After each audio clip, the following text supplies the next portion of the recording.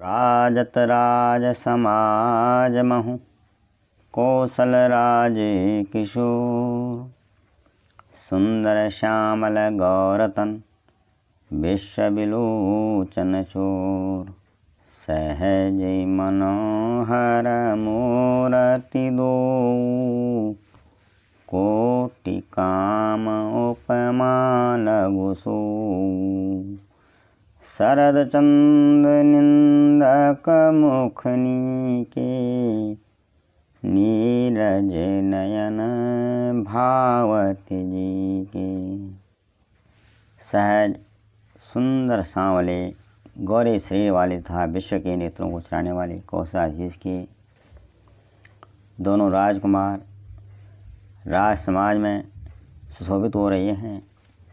दोनों राम और लक्ष्मण की मूर्तियां स्वभाव से बिना किसी बनाव श्रृंगार के मन को हरने वाली हैं। करोड़ों कामदेवों की उपमा भी उनके लिए तुच्छ है। उनके सुंदर मुख शरद पूर्णिमा के चंद्रमा की भी निंदा करने वाले हैं, अर्थात शरद पूर्णिमा के चंद्रमा को भी नीचा दिखाने वाले हैं। और कमल के समान नेत्र मन को बहुत ही भाते हैं। चित्तवन्य चारु मार मनुहरनी भावती हृदय जाति नहीं बरनी। कल कपोल श्रुति कुंडल लोला चिबुक अधर सुंदर मृदु बोला। भगवान श्री राम व लक्ष्मण जी की सुंदर चितवन सारे संसार के मन को हरने वाली है। कामदेव के भी मन को हरने वाली है। वह हृदय को बहुत ही प्यारी लगती है, पर उसका वर्णन नहीं किया जा सकता। सुंदर गाल हैं, कानों में चंचल झूमते हुए कुंडल हैं, ठोड़ी और ओंठ बहुत सुंदर हैं, वाणी बड़ी कोमल है। कुमुद बंद कर निंदक हासा भिकुटि विकट मनोहर नासा। भाल विशाल तिलक झलकाहि कच बिलो की अली अवली लजाई। दोनों की हंसी चंद्रमा की किरणों का तिरस्कार करने वाली है। टेढ़ी भौहें हैं, नासिका बड़ी मनोहर है। ऊंचे चौड़े ललाट पर तिलक झलक रहे हैं, अर्थात ऊंचे चौड़े माथे पर तिलक दीप्तिमान हो रहे हैं। काले घुंघराले बालों को देखकर भौरों की पंक्तियां भी लज्जा जाती हैं। पीत चौतनी सिरनि सुहाई कुसुम कली बिच बीच बनाई। रेखे रुचिर कंबुक लगेवा जनो त्रिभुवन सुषमा की सीमा। पीली चौकोनी टोपियाँ सिर पर शोभित हैं, जिनके बीच बीच में फूलों की कलियां बनाई हुई हैं। शंख के समान सुंदर गोल गले में मनोहर 3 रेखाएं हैं, जो मानो तीनों लोगों की सुंदरता की सीमा को बता रही हैं। कुंजर मणिकंठा कलित ओरनि तुलसी का माल।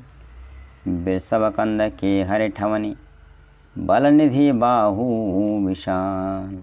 भगवान राम और लक्ष्मण के हृदयों पर गजमुक्ताओं के सुंदर कंठे और तुलसी की मालाएं शोभित हैं। उनके कंधे बैलों के कंधे की तरह ऊंचे और पुष्ट हैं। खड़े होने की शान सिंह की सी जान पड़ती है और विशाल हंबल की भंडार भुजाएं हैं।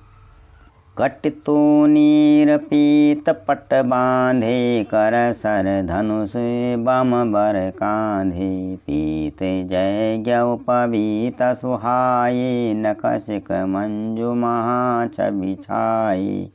कमर में तरकस और पीताम्बर बांधे हुए हैं। दाहिने हाथों में बाण और बाएं सुंदर कंधों पर धनुष तथा पीले यज्ञोपवीत ने जनेऊ शोभित हैं।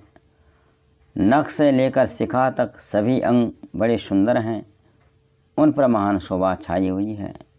देखि लोग सब भय सुखारे, एक टक एक लोचन चलत न तारी, हर से जनक देखी दो भाई, मुनि पद कमल गहे तब जाई।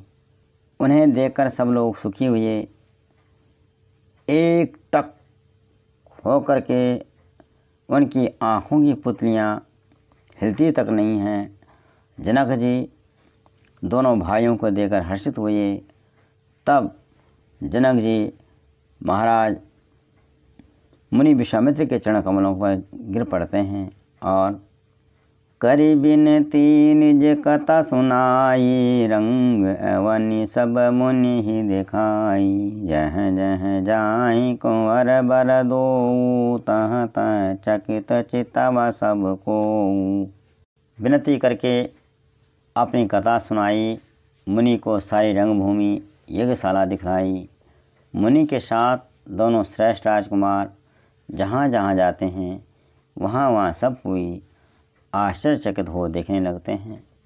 निज निज रुख राम ही सबु देखा, को न जान कछु मरम विशेषा। भली रचना मुनि निपसन कहेऊ, राजा मुदित महासुख लयऊ।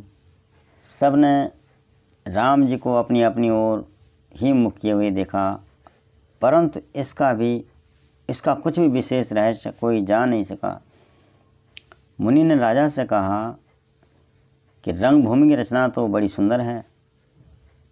विश्वामित्र जैसे निष्प्रय व्यक्त और ज्ञानी मुनि से एक रंगभूमि की रचना की प्रशंसा सुनकर राजा बड़े प्रसन्न हुए और उन्हें बड़ा सुख मिला।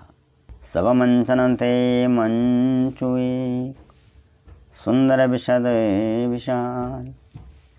मुनि समेत दो बंधु तह बैठा रे महिपाल। सब मंचों से एक मंच अधिक सुंदर, उज्जवल और विशाल था। स्वयं राजा ने मुनि सहित दोनों भाइयों को सुर बिठाया। प्रभु ही देखी सब निपहिया हारी, जनु राकेश उदय भय तारी। असी प्रतीति सबके मन माही, राम चाप तोरब सकनाही। प्रभु को देखकर सब राजा हृदय में ऐसे हार गए, निराश एवं उत्साहहीन हो गए, जैसे पूर्ण चंद्रमा के उदय होने पर तारे प्रकाशहीन हो जाते हैं। उनके तेज को देखकर सबके मन में ऐसा विश्वास हो गया कि श्री रामचंद्र जी ही धनुष को तोड़ेंगे, इसमें संदेह नहीं है। बिनु भंजऊ भव धनुषु विशाला, मेलिहि सिया राम उर्माला। अस विचारी गवनऊ घर भाई, जसु प्रताप बलु तेजु गवाई। इधर भगवान के रूप को देखकर सबके मन में यह निश्चय हो गया कि शिव जी के विशाल धनुष को जो संभव है न टूट सके। बिना तोड़े भी सीता जी श्री रामचंद्र जी के ही गले में जयमाल डालेंगी, अर्थात दोनों तरह से हमारी हार ही होगी, विजय श्री रामचंद्र जी के हाथ ही रहेगी। यूँ सोचकर वह राजा लोग सोच कर कहने लगे कि हे भाई, ऐसा विचार कर यश प्रताप बल और तेज गंवाकर अपने अपने घर को चलो। बिहसे अपर भूप सुनि बानी, जे अविवेक अंध अभिमानी। तोरे हूँ धनुषु ब्याऊ अवगाहा, बिनु तोरे को कुंवरी ब्याहा। दूसरे राजा जो अविवेक संदेह हो रहे थे और अभिमानी थे, ये बात सुनकर बहुत हंसे। उन्होंने कहा, अरे धनुष तोड़ने पर ही विवाह होना कठिन है, अर्थात सहज ही में हम जानकी को हाथ से जान नहीं देंगे।